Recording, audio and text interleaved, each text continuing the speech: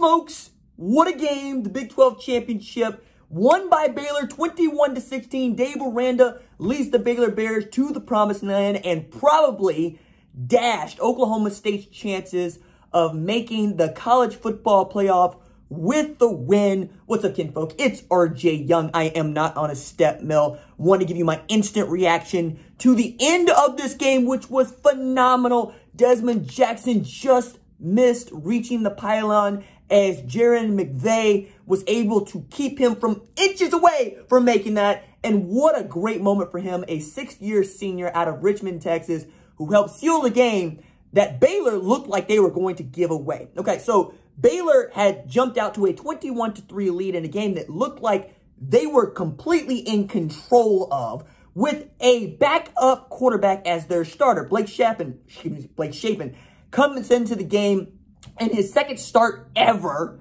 and starts the game 17 of 17, had 3 tutties in the first half and looked like he was absolutely dealing. I had a buddy reach out to me. He's like, yo, where is this Baylor quarterback from? And like, hey, man, that's Evangel Christian Academy. And for those of y'all dyed in the wool in recruiting, you understand. Evangel put out John David Booty, Brock Berlin, Jacob Hester. They know how to play a little football down there in Shreveport. And apparently my man is so good as a baseball player that they were going to have him playing shortstop and hitting at Baylor if such thing were allowed by Dave Aranda and that staff. What a game for Jeff Grimes as well, who called one heck of a football game and probably is going to win the Broyles Award for the best assistant coach in the country. Jim Knowles' defense was also outstanding. This was an old school 1996 kind of Big 12 game. We were like deep into the fourth quarter with neither one of these teams having over 250 yards of offense. But also, if Oklahoma State had the services of Jaylen Warren, would this game have changed? I'm not so certain, but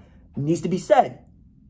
Jaylen Warren had rushed for 125 yards, carried the ball 36 times in a win against this Baylor team in a game where Spencer Sanders had thrown 3 interceptions. And in this game, Spencer Sanders threw 4 interceptions in 3 quarters. And my goodness, guys, like, I'm not comparing Spencer Sanders to Bryce Young or Stetson Bennett for that matter, but I think a little perspective here is needed, okay? Bryce Young has thrown 4 interceptions all season, okay? Spencer Sanders threw 4 today. Stetson Bennett has thrown 5 interceptions all season. Spencer Sanders threw 4 interceptions today. That means he threw 7 interceptions against Baylor in 2 games. And at one point, this game was getting so nasty and so grimy and so just filthy that I'm looking up going, does anybody want to win this game? Will somebody please go ahead and just go win this game?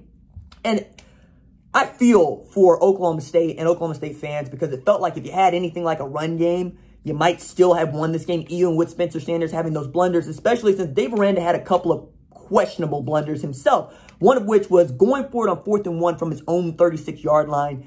You turn that ball over on down. You put Oklahoma State right back in this game. Another, his use of timeouts toward the end of the game, I'm going, I don't know if I agree with these. And, you know, the real hot take would have been to let them score, which I thought was stupid. Although I did see somebody had announced that they thought that was a good idea. And no, you play outstanding defense, so play outstanding defense. And that's what we got out of Oklahoma State and Baylor. Going into this game, we knew that Jim Knowles and Ron Roberts' defenses were going to be the stars of the game. We're going to get some old school smash mouth, take the ball away from people football. But I also thought Tay Martin played outstanding at wide receiver today, guys. I mean, just absolutely great. And then Kalen Barnes and Al Walcott, they looked iffy on the outside, even a little too handsy, picking up some PI calls that I don't think that they should have had because they didn't have to be as handsy as they were.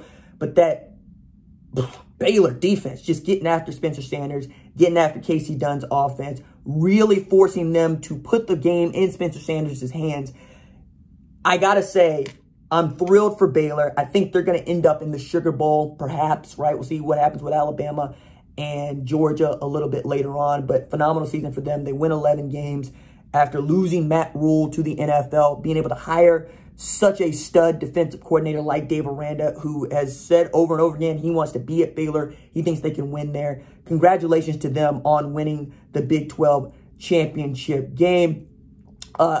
I also think that this is going to be a really interesting conference in the years to come as Cincinnati and Houston are playing in the American Championship game, and they're both going to join the Big 12 and perhaps give Baylor a run for their money. But it looks like with Lincoln Riley going to USC, Oklahoma's streak of 6 straight Big 12 championship games, absolutely being broken, that Baylor could be the class of the conference for years to come.